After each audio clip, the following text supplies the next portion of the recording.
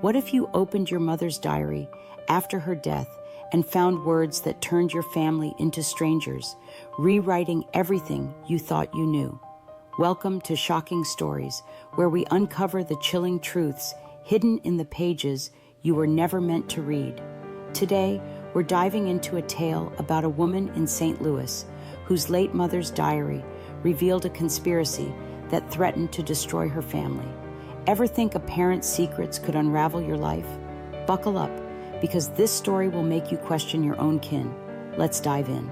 Claire Donovan was a 35-year-old school counselor living in a quiet bungalow in St. Louis, Missouri, about 5 miles from the city's iconic Gateway Arch. Her mother, Margaret, had died 2 years ago, leaving behind a locked diary in a cedar chest 10 feet from Claire's living room. One snowy evening, Claire pried it open, finding entries from the 1990s detailing Margaret's affair with a man named Victor Russo, a mobster based 15 miles away in East St. Louis, Illinois. Margaret wrote, "He's dangerous, but I can't leave. We're all at risk." Claire's heart pounded. Her mom had a secret life tied to the mob. Claire called her friend Rachel, a true crime blogger who lived 3 miles away in University City. Rachel, intrigued, warned, "Mob affairs don't end quietly. Check your family's past." Claire searched online for Victor Russo, finding a 1995 article about a St. Louis syndicate bust 15 miles away, where Russo was arrested but released. The article mentioned a local woman who vanished, possibly Margaret. Claire's stomach churned. Was her family in hiding? What would you do if your mom's diary hinted at a mob connection? Claire decided to investigate, starting with Margaret's diary. Entries described Victor's threats to Margaret's family, Claire's dad, Tom, and brother Ethan, now 38, if she left him. A 1996 entry read, "Tom knows, we're running." Claire confronted Tom, who lived 2 miles away in Webster Groves, showing the diary. He paled, claiming it was old drama, but his eyes darted nervously. Claire's unease grew. Was Tom lying? She confided in Rachel, who suggested hiring a private investigator. Claire contacted Lisa Hayes, a PI based 6 miles away in Kirkwood, who specialized in organized crime cases. Lisa agreed to investigate Russo, warning Claire to stay discreet. Lisa's initial findings were alarming. Victor Russo was alive, running a syndicate from a riverside warehouse 15 miles away, and Margaret's name appeared in a 1995 police report as a witness who'd fled. Claire kept the diary locked in her safe, 10 feet from her bedroom, acting normal around Ethan, who worked as a mechanic 4 miles away in Clayton. But she noticed Ethan's late-night calls and new expensive watch, odd for his salary. One night, her bungalow's back door, 20 feet from her kitchen, was jimmied, with only the cedar chest disturbed. A text from an unknown number buzzed, "Burn the book." Claire's hands shook. Was Ethan involved, or was Russo watching her? Ever feel like your family's secrets are pulling you into danger? Let's see where Claire's search leads. You ever feel like you're holding a piece of your family's past that burns your hands, with every page revealing a lie that could cost you everything? That's where Claire was, clutching her mother's diary, uncovering an affair with a mobster and a family on the run. A jimmied door and a threatening text turned her St. Louis home into a trap, and someone wanted her silenced. Welcome back to Shocking Stories, where we're diving deeper into a mystery that's only getting darker. Ready to see what Claire uncovers? This one's about to get intense.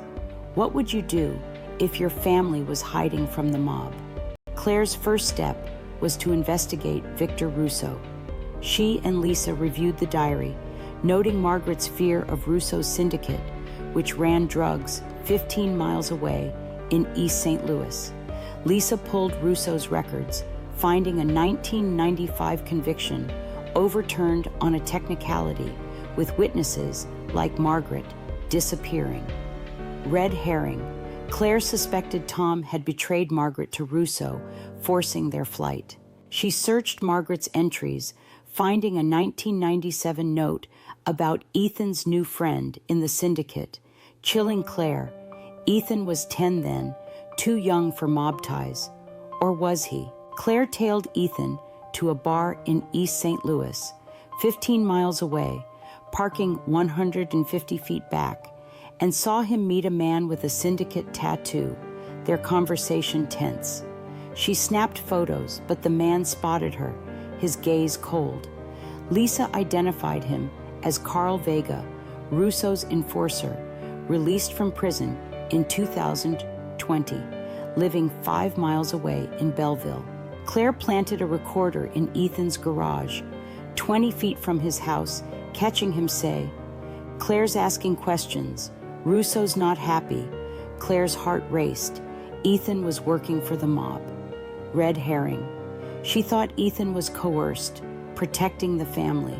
Lisa hacked Vega's phone, finding texts to Ethan about the diary and tying loose ends. Claire's blood ran cold. Ethan was betraying them. She confronted Tom again, showing Ethan's photos. Tom broke down, admitting they'd entered witness protection in 1996 after Margaret testified against Russo. But Ethan had rebelled, seeking Russo out years later. Claire's anger flared. Her family was fractured. That night, her car was keyed 50 feet from her bungalow, with "Traitor" scratched into the hood. A text buzzed, "You're next." Claire checked Margaret's diary again, finding a hidden page with an address for a riverside warehouse in East St. Louis, 15 miles away, marked VR's Lair. Lisa confirmed Russo operated there, trafficking drugs and weapons. Claire and Lisa staked out the warehouse, 200 feet from the loading dock, seeing Ethan unload crates at midnight. Lisa called Detective Mark Nguyen at St. Louis PD, 4 miles away, reporting syndicate activity. Nguyen warned Claire to stay clear, but she needed proof of Ethan's betrayal. As they left, Vega's truck followed them for 3 miles, then vanished. Her phone buzzed. "Family's no shield." Note that. Claire realized Ethan wasn't coerced. He chose the syndicate. Ever get that sinking feeling your sibling's a traitor? Let's see how Claire fights back. You ever feel like you're staring into your family's soul, only to find a betrayal so deep it could destroy you all? That's where Claire was, holding her mother's diary, proving her brother worked for the mobster her family fled. A keyed car, a warehouse of crimes, and a brother's lies. Her heart and life were on the line. Welcome back to Shocking Stories, where we're about to hit the final twist in a tale that turned a diary into a fight for truth. Ready for the shock of a lifetime? This one's going to hit you hard. What would you do if your brother betrayed your family? Claire took the evidence to Detective Nguyen, who linked Russo's warehouse to a syndicate trafficking drugs across 50 miles of Missouri and Illinois. Plot twist. Ethan wasn't just a pawn. He joined Russo willingly, seeking power after resenting witness protection's constraints. Red herring resolved. Tom wasn't a traitor, but a broken father hiding their past. Nguyen planned a raid on the warehouse, 15 miles away, but Claire needed to confront Ethan. Her heart broke. She'd shared childhood dreams with him, 20 feet from their old treehouse. Claire confronted Ethan at his garage, 4 miles away, showing the diary. "Why, Ethan?" she demanded. His face hardened. "You got the good life. I got nothing," he spat, admitting he'd joined Russo to escape their father's control, feeding him Claire's moves to protect his role. Ethan grabbed a wrench, lunging 10 feet away. Claire screamed, dodging as Rachel, alerted by a panicked call, burst in, 30 feet from the door, distracting Ethan. He fled to the warehouse, 15 miles away, where Claire and Lisa followed, with Nguyen's team 200 feet behind. At the warehouse, 50 feet from the Mississippi River, Claire found Ethan with Russo, 30 feet from a crate of weapons. "You're my sister," Ethan said, gun in hand, but Russo ordered, "Finish her." Claire stalled, asking about Margaret, and Ethan faltered, revealing Russo had threatened their mother's life, pushing him deeper into the syndicate. Russo fired, grazing Claire's arm 20 feet away, but Ethan turned, shooting Russo's leg, shouting, "No more!" Nguyen's team stormed in, cuffing both 10 feet from the crates. A search uncovered ledgers detailing 20 years of trafficking, with Ethan's name as a recruiter. Russo and Ethan were charged with trafficking, conspiracy, and attempted murder, exposing a syndicate spanning 100 miles. Claire cut ties with Tom, moving 130 miles to Kansas City, unable to face St. Louis's memories. The worst part? Ethan's prison letters hint at other family members in Russo's network, and Claire burns old diaries, fearing more secrets. Cliffhanger: a new diary arrives, labeled "From Mom." So, could you read a parent's diary after this? This is Shocking Stories, and we're just getting started. Hit that like button if this gave you chills, and subscribe for more heart-pounding tales. Comment: would you read a parent's diary?